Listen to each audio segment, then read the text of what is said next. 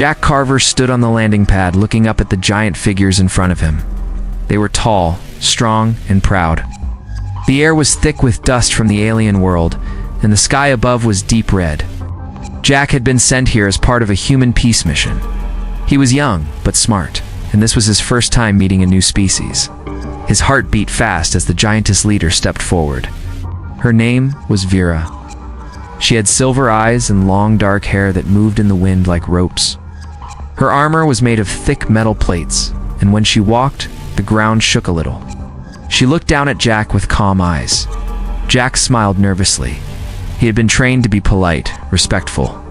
He bowed slightly and said, "You look very strong and noble. It is an honor to meet you." Vira blinked once.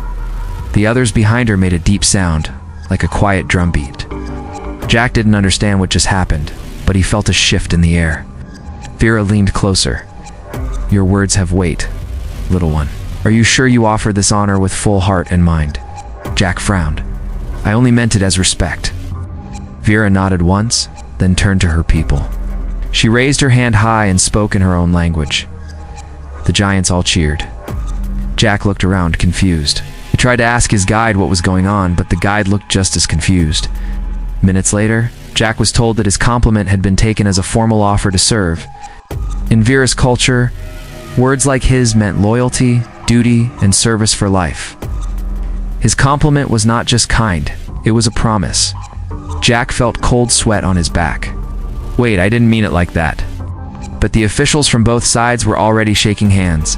The human ambassador gave Jack a warning look. They needed peace, and this act was now seen as a great symbol of friendship. "It will be fine," the ambassador whispered. "Play along for now. You'll be safe." Soon, Jack found himself walking beside Vira through the giant halls of her city. Everything was too big. The doors, the furniture, even the food. He felt like a mouse in a house built for lions. Vira said little as they walked. She moved with power and purpose. At her palace, she showed him a smaller room built for visitors. Still too large, but at least he could reach the bed. Vira stood at the door and spoke. "From now on, you are under my care. You will learn our ways.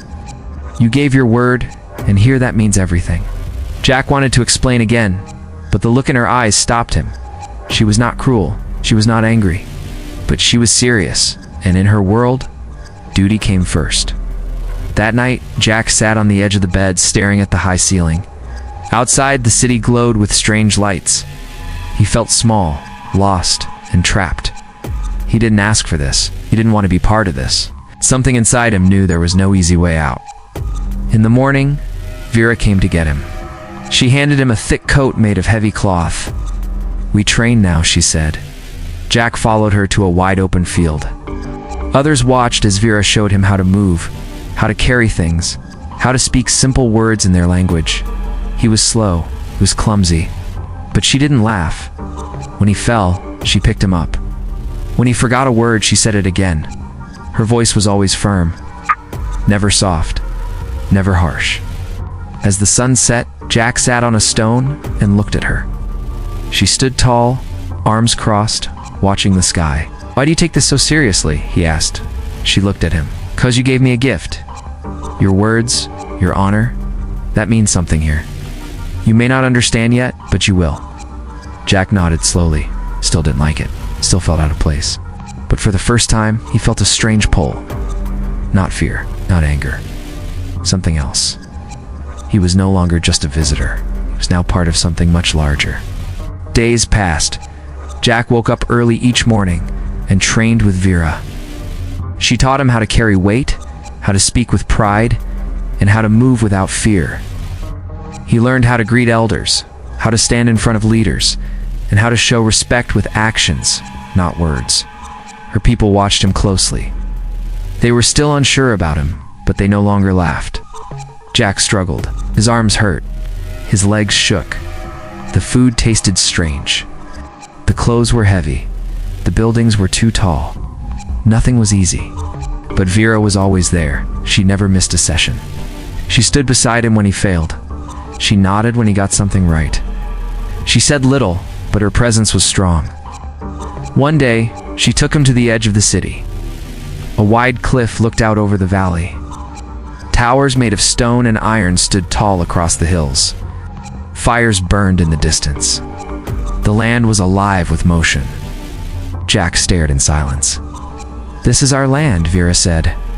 "We built it with our hands. We protect it with our blood. Long ago we were many. Now we are few." Jack turned to her. "What happened? War? Many times, some we started, some we did not.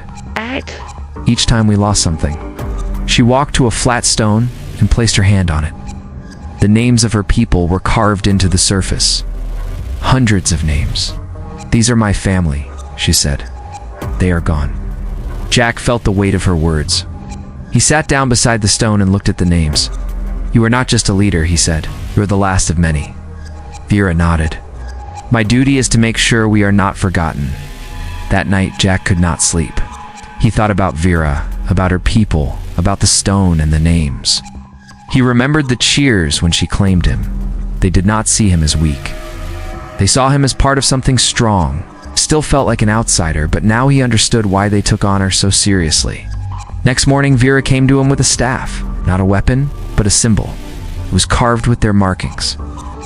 "You wear this now," she said. "You are no longer just a guest. You are a part of my house." Jack took the staff. It felt heavy, but it also felt right. Training changed after that. He was no longer just learning. He was leading small drills, helping others, translating between humans and giants. His voice was stronger. His steps were steady.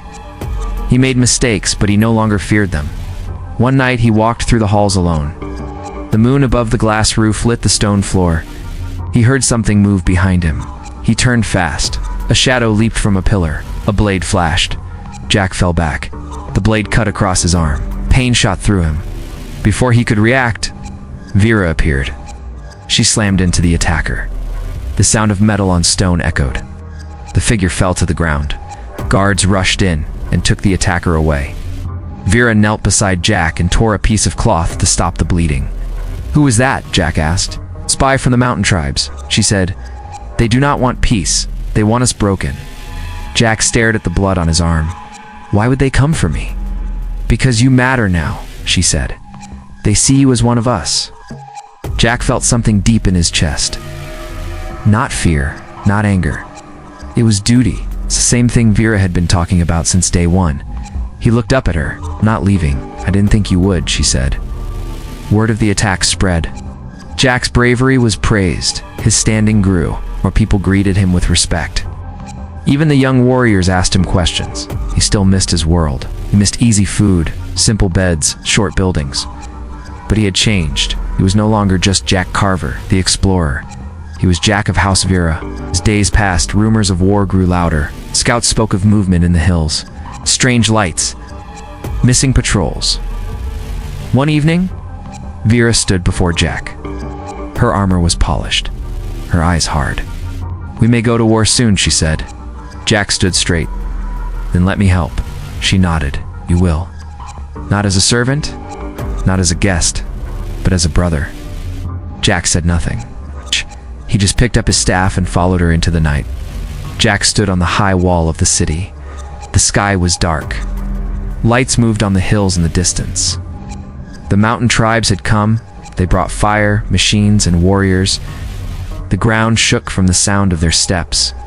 Jack held his staff tight. Beside him stood Vira, her armor shining in the firelight. "They will strike soon," she said. "We must hold."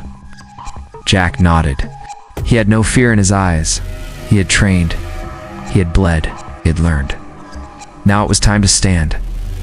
Vira gave him a new task. He was to lead the message runners, carry orders, and speak to the human command post. He was the only one who could speak both languages.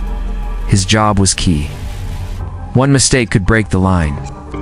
The first wave hit before the sun rose. The enemy charged from the hills, screaming with rage. Jack ran from tower to tower, giving orders. He watched as the walls shook, but held. Arrows flew. Fire rained. The battle was loud and hard. Vira fought on the front line. She moved like a storm. Her blade cut through armor. Her voice gave strength. Even as others fell, she stood tall. Jack returned with a message from the humans. More help was coming. Ships would land in 2 hours, he told Vira, and she smiled for the first time that day. We just need to hold, she said. But the enemy had one last move. A huge machine rolled from the trees, fired a blast that broke the wall near the east gate. Dust flew high, fighters screamed. The gate was open. Jack ran to the breach. He saw young warriors fall back. Fear spread. He stood on a stone and shouted, "Hold the line! Fight for your homes! Fight for each other!" Some turned back. Others stood beside him. Jack grabbed a spear and joined the defense. Vira came with 10 strong warriors. Together, they pushed the enemy back step by step. The fight was close. Hands grabbed. Blades clashed. Blood fell. When the sun rose, the sky filled with ships. Human forces dropped in and fired from above. The enemy broke and ran. The giants cheered. The city was safe. Vira stood in the center of the broken gate. Jack stood beside her, blood on his arm, dirt on his face. She looked at him with pride. "You did more than your duty," she said. Jack looked at the ground. "I only did what had to be done." In the days that followed, the dead were honored. The walls were rebuilt. The people rested. Jack was called to the great hall. Vira stood before the people and raised her hand. "This one came to us as a stranger. He gave a small honor with his words, but he gave a greater one with his heart. He has done more than we asked. Now, I release him from his duty." Jack stood silent. The room was quiet. Everyone waited. Jack stepped forward. "I thank you for your words, but I do not wish to leave. I am no longer a guest. I am no longer a stranger. I am Jack of House Vira, and this is my place." Cheers filled the hall. Warriors pounded their chests. Elders nodded. After the hall emptied, Vira walked with Jack through the city. It was quiet now. Smoke had faded. Stone was being placed. Life was returning. "You chose to stay," she said. "Yes. Why?" Jack looked at the sky. "Because this is where I became more. Not just a human. Not just a name. But someone who matters." Vira nodded. They walked side by side down the stone path toward the future waiting ahead.